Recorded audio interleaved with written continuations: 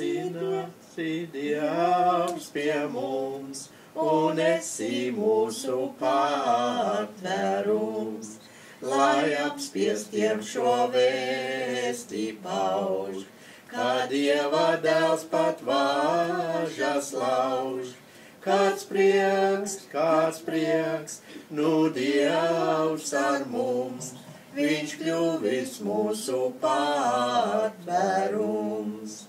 Ak, nācies es rozes tās, un es ļaudis brīvus darīt sāc.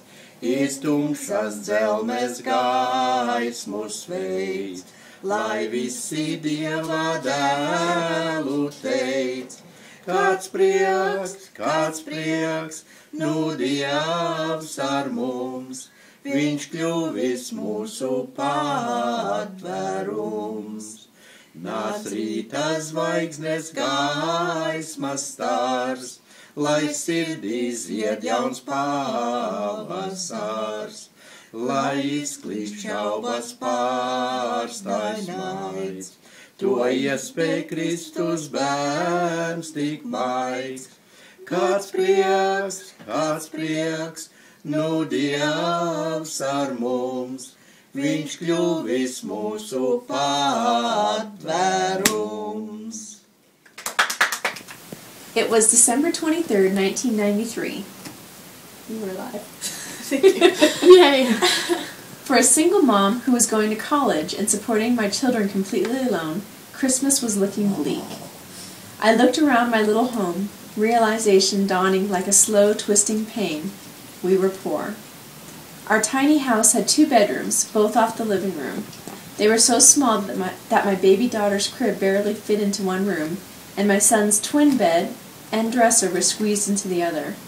There was no way they could share a room, so I made my bed every night on the living room floor. The 3 of us shared the only closet in the house. We were snug, always only a few feet away from each other day and night. With no doors on the children's room, I could see and hear them at all times. It made them feel secure, and it made me feel close to them, a blessing that I wouldn't have in any other circumstances. It was early evening, about 8 o'clock. The snow was falling softly, silently, and my children were both asleep. I was wrapped in a blanket sitting at the window, watching the powdery flakes flutter in the dimming light, when my front door vibrated with a pounding fist. Alarmed, I wondered who would stop by unannounced on such a snowy winter night. I opened the door to find a group of strangers grinning from ear to ear, their arms laden with boxes and bags. Confused, but finding their joyous spirit contagious, I grinned right back at them. "Are you Susan?" The man stepped forward as he held out a box for me.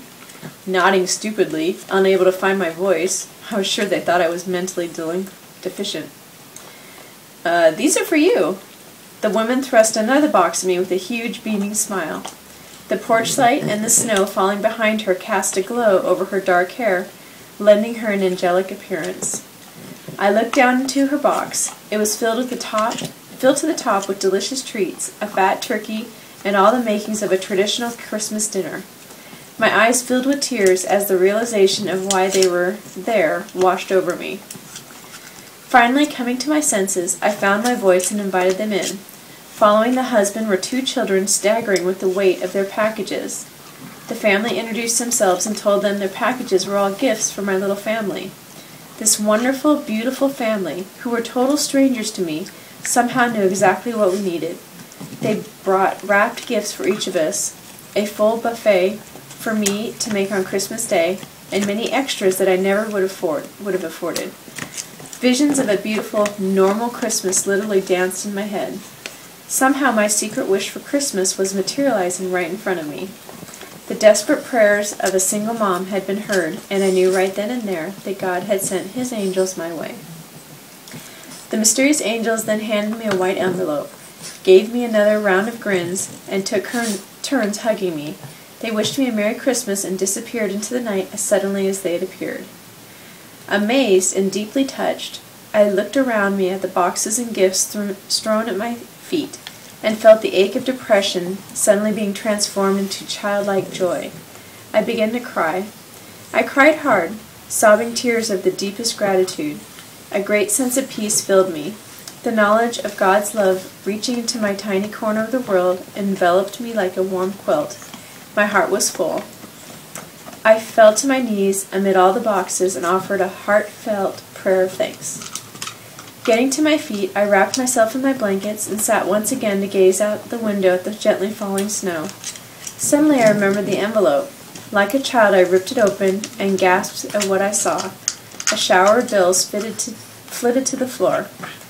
Gathering them up, I began to count the $5, $10, and $20 bills. As soon as my vision blurred with tears, I counted the money, then recounted to make sure I had it right. Sobbing again, I said it out loud, $100. I looked at my children sleeping soundly, and through my tears I smiled the first happy, free-of-worry smile in a long, long time. My smile turned into a grin as I thought about tomorrow, Christmas Eve.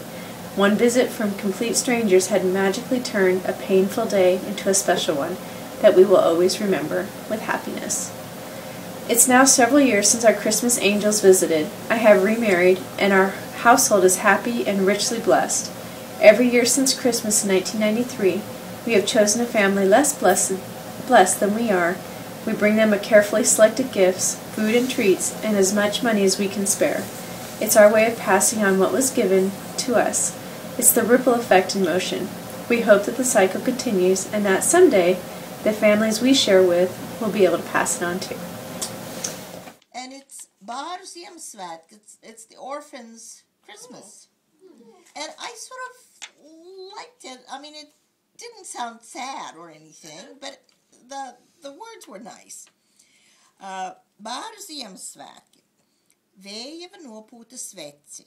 Tumsā drebinās nams. Teci mēnestiņ teci, sudrabusi jādams.